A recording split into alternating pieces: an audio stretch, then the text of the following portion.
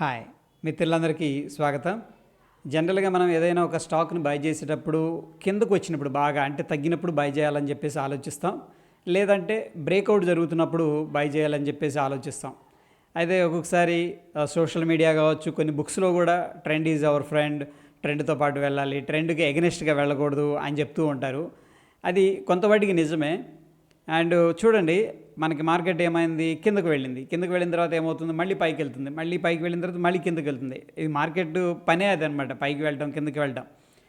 అయితే ఈ కిందకు వెళ్ళటం అన్న అంశం ఏంటంటే చాలా సబ్జెక్టివ్గా అనిపిస్తుంది అనమాట. అంటే ఎంత కిందకి వెళ్తుంది, 5% వెళ్తుందా, 10% వెళ్తుందా, 20% వెళ్తుందా, ఒక్కొక్క స్టాక్ 50% కూడా వెళ్తుంది కిందకి. అందుకని మనం ఏంటంటే బోటం బై చేసేటప్పుడు కొన్ని ప్రికాషన్స్ అనేది తీసుకున్నాం అనుకోండి, దాదాపుగా మన యాక్యురసీ ఇంక్రీజ్ అవుతుంది. And at the same time అంటే లో ప్రైస్లో, అంటే చాలా తక్కువ ప్రైస్లో మనం బై చేసిన వాళ్ళం అవుతాం అనమాట. అంటే క్లోజ్ టు బుక్ వాల్యూ కానీ లేకపోతే ఇంట్రెన్సిక్ వాల్యూకి దగ్గరగా మనం బై చేసిన వాళ్ళం అవుతాం. అయితే ఇక్కడ చూడండి, దాని తర్వాత ఏం చేస్తాం, మనం ఒక్కొక్కసారి బ్రేక్అవుట్ రేట్స్ తీసుకుంటాం. బ్రేక్అవుట్ రేట్ తీసుకున్న తర్వాత వెంటనే ఎంతో కొంత లాస్ జరగడం అనేది జరుగుతుంది అనమాట. అప్పుడు వెంటనే మనం ఏంటంటే షేక్ అయిపోతాం. అంటే మనం రియల్గా ఇన్వెస్ట్ చేస్తున్నాం కాబట్టి ఇక్కడ నుంచి ఏమవుతుంది, కిందకి వెళ్తుందా, నేను లాస్లోకి వెళ్ళిపోతానా అని చెప్పేసి. అందుకోసం ఏంటంటే మనం ఫిబొనాకీ టూల్ అనేది చాలా హెల్ప్ చేస్తుంది. ప్రాక్టికల్గా ఎలా చూడాలి ఏంటి అనేది నేను షేర్ చేస్తాను. చూడండి, ముందుగా ఏంటంటే మనం ఏదైనా స్టాకు బాటంలో బై చేయాలి అంటే డౌన్కి వచ్చేసింది అనుకుందాం. స్టాకు బాటంలో బై చేయాలి అనుకున్నప్పుడు సింపుల్ ఒక టెక్నిక్ ఏంటంటే రిలేటివ్ స్ట్రెంగ్త్ ఇండెక్స్ని మనం యూస్ చేసుకుంటే దాంట్లో డైవర్జెన్స్ అనేది జరుగుతూ ఉంటుంది. ఓకే, డైవర్జెన్స్ అంటాం. సో ఒక్కసారి బేసిక్గా డైవర్జెన్స్ అంటే ఏందో చెప్తాను. ఇక్కడ చూడండి, ప్రైస్ ఇక్కడ ఇలా కిందకు వచ్చింది, ఈ పాయింట్ దాకా వచ్చింది అనుకుందాం. ఫర్ ఎగ్జాంపుల్ ఇది 500, ఇది వచ్చేసరికి 300, అంటే 200 రూపీస్ ఏమైందంటే కిందకు వచ్చింది. ఇప్పుడు మళ్ళీ కొద్దిగా బౌన్స్ అయింది. బౌన్స్ అయిన తర్వాత అంటే ఇది లో అనమాట. మార్కెట్ ఎలా స్ట్రక్చర్డ్గా ఉందంటే ఇలా లోవర్ లో క్రియేట్ చేసుకుంటూ వస్తుంది, డౌన్ ట్రెండ్లో ఉంది. ఈ బోటం క్రియేట్ అయిన తర్వాత ఏం జరుగుతుందంటే బౌన్స్ అయింది. బౌన్స్ అయిన తర్వాత మనం వెయిట్ చేయాలి. ఇక్కడ ఒక లో క్రియేట్ అయిందనుకోండి, ఆ లోతో మనం బై చేయలేమన్నమాట. అప్పుడు మనం ఏం చేస్తామంటే మళ్ళీ మరొక లో అనేది క్రియేట్ చేసి ఆ యొక్క లెవెల్ని టెస్ట్ చేసినప్పుడు, అంటే ఒకసారి కిందకి వెళ్తుంది లేకపోతే నియర్ బై వస్తుంది అనమాట, ఆల్మోస్ట్ డబుల్ బాటమ్ లాగా. ఒక్కోసారి డీప్గా కూడా ఇలా వెళుతుంది. Okay, fine, that is okay.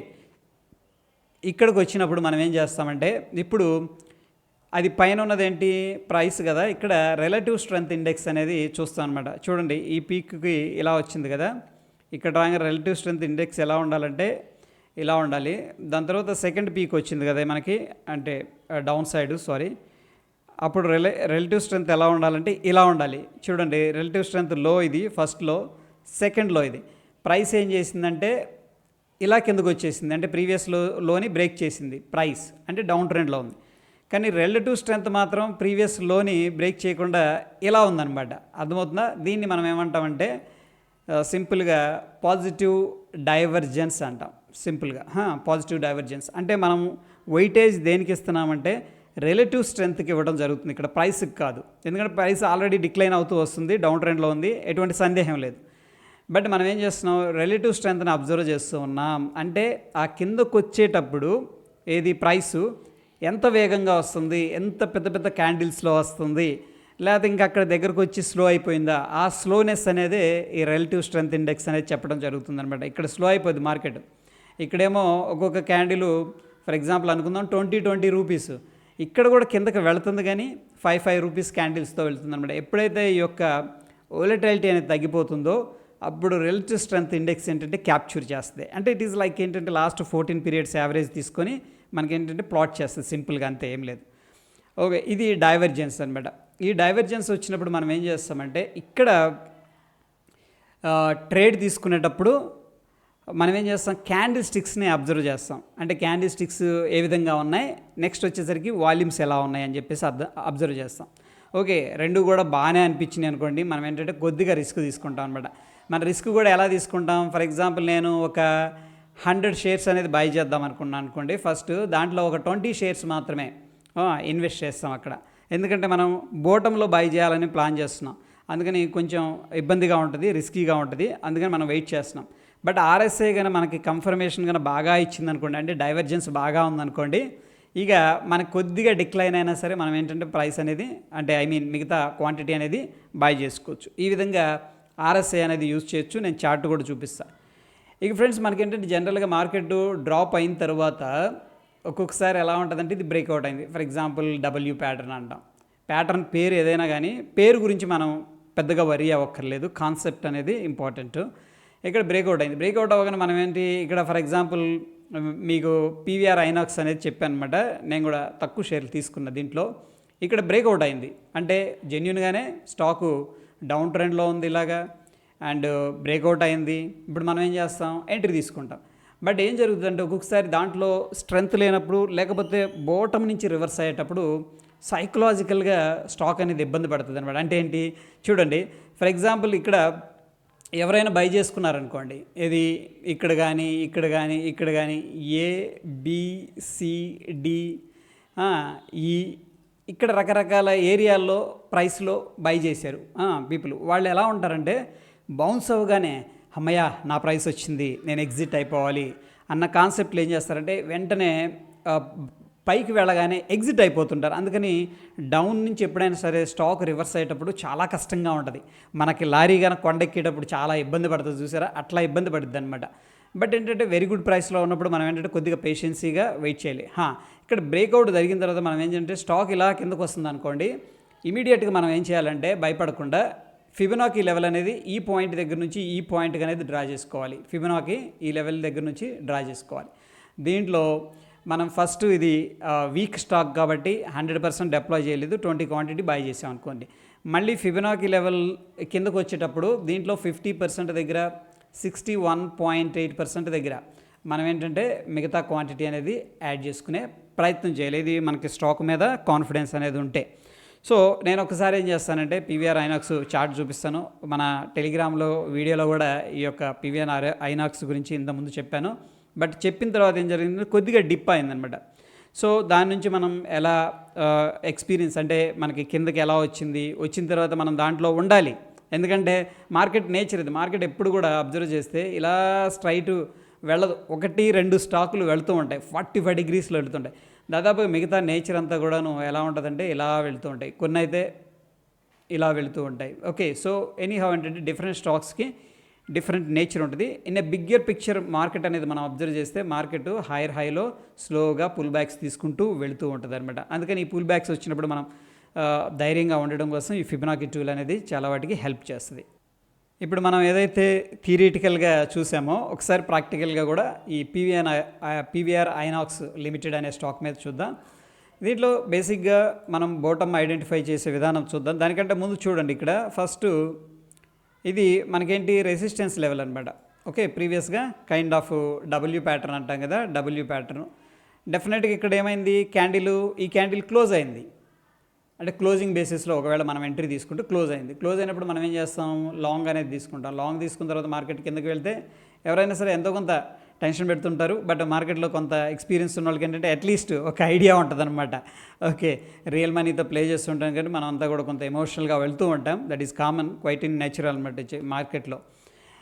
Fine, ఈ పాయింట్ని మనం తీసుకున్న తర్వాత మనం ఏం చేయాలంటే ఇమీడియట్గా ఫిబొనాకీ లెవెల్ అనేది తీసుకొని చూడండి. ఈ పాయింట్ దగ్గర నుంచి కూడా మనం ఏంటంటే జస్ట్ ఈ స్వింగ్ హైకి డ్రా చేయండి. ఎందుకు స్వింగ్ హైకి డ్రా చేయమంటున్నారంటే మార్కెట్ ఈ పాయింట్ దగ్గర నుంచి ఒక సింగిల్ స్ట్రెచ్లో దీన్ని ఏమంటామంటే ఒక ఇంపల్స్ మూవ్ అంటాం.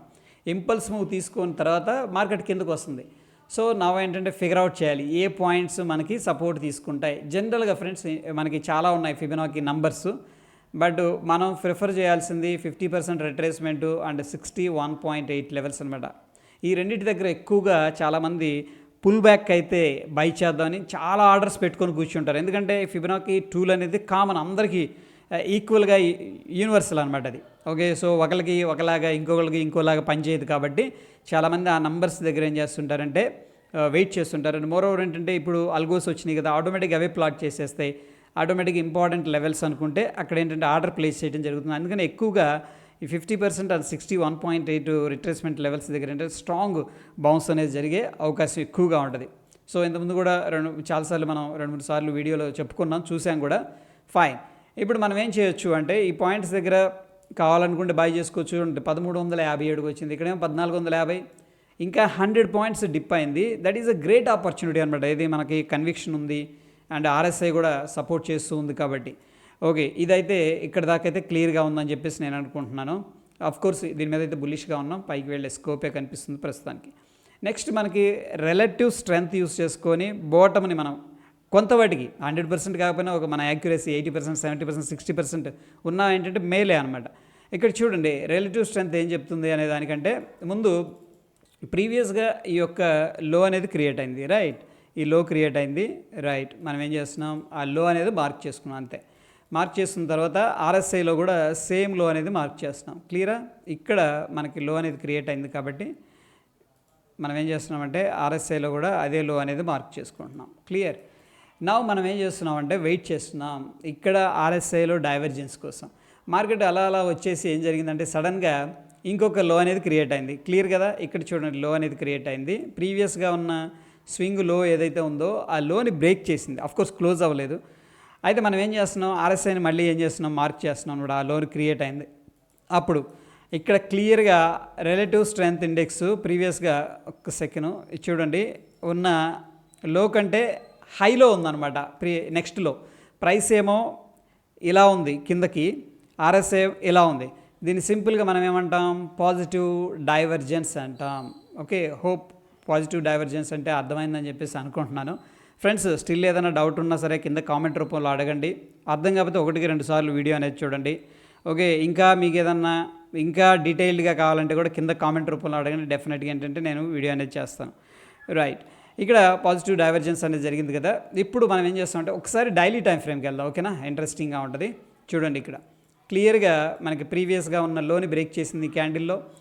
క్యాండిల్ బ్రేక్ చేసిన తర్వాత మనకేమన్నా చూడండి డైలీ టైం ఫ్రేమ్లో లో మార్క్ చేసేటప్పుడు ఇక్కడ కూడా మనం మార్క్ చేయొచ్చు. ఎందుకంటే ఇది ప్రీవియస్ స్వింగ్ కదా, లో కదా, అక్కడ నుంచి ఈ స్వింగ్లోకి మార్క్ చేసాం.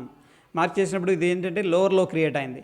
బట్ ఆర్ఎస్ఐలో మనకు చూస్తే చూడండి ఇక్కడ అబ్జర్వ్ చేయండి, లోవర్ లో క్రియేట్ చేయాల. ఎక్కడ ఈ లో నుంచి మనకు చూసుకున్నట్టయితే ఇక్కడ నుంచి కూడా లోవర్ లో క్రియేట్ చేయాల. స్లోప్ అప్ సైడ్ ఉంది. ఓకే, అలా జస్ట్ వచ్చింది, వెంటనే పైకి వెళ్ళింది అనమాట. సో డైలీ టైం ఫ్రేమ్లో క్లియర్గా మనకి ఏమర్థమవుతుందంటే ఇక్కడ కొంత బయర్స్ సపోర్ట్ అనేది ఉంది అని చెప్పేసి డైలీ టైం ఫ్రేమ్లో మనకు క్లియర్గా తెలుస్తుంది. సో బెటర్ ఏంటంటే switch two weekly time frame. కొద్దిగా మనం లాంగ్ టర్మ్ కోసం, షార్ట్ టర్మ్ కోసం తీసుకునేటప్పుడు సో బేసిక్గా ఇక్కడ వీక్లీలో చూస్తే ఇంకొంచెం క్లారిటీ అండ్ నాయిస్ ఏదన్నా ఉందనుకోండి, షార్ట్ టర్మ్ నాయిస్, అది కూడా క్లియర్ అయిపోతుంది. సో ఇటువంటిప్పుడు మనం ఏం చేస్తాం, ఈ యొక్క బోటం దగ్గరకు వచ్చింది కదా అండ్ డైవర్జెన్స్ కనిపిస్తుంది కదా. రీసెంట్గా మనకి ఏదైనా టెక్నికల్గా ఏదన్నా ప్యాటర్న్ కనిపించినా ఓకే, లోవర్ టైం ఫ్రేమ్స్కి వెళ్ళి లైక్ 1 అవర్ టైం ఫ్రేమ్ కానీ డైలీ టైం ఫ్రేమ్ కానీ మనం ఎంట్రీస్ అనేది తీసుకుందాం. ఓకే, ఇక్కడ చూడండి వెరీ సింపుల్గా సింపుల్ క్యాండిల్ స్టిక్ మీద బేస్ చేసుకుని కూడా మనం తీసుకోవచ్చు. ఎలాగంటే ఈ క్యాండిల్ ఏం జరిగింది, రిజెక్షన్ జరిగింది, అంటే బయర్స్ వచ్చి పైకి తీసుకెళ్ళిపోయారు, అంతే. సింపుల్ అండర్స్టాండ్ చేసుకోండి. దాని తర్వాత ఏం జరిగింది, ఇక్కడ ఫాలోఅప్ జరిగింది. దీన్ని ఫాలోఅప్ క్యాండిల్ అంటాం.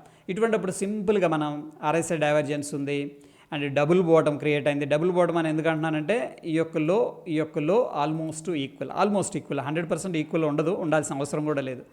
ఇప్పుడు మనం సింపుల్గా ఏం చేస్తాం, ఈ యొక్క ఫాలోఅప్ క్యాండిల్ ఏదైతే ఉందో 1408 పైన ఎంట్రీ తీసుకోవచ్చు based on the simple divergence and price action.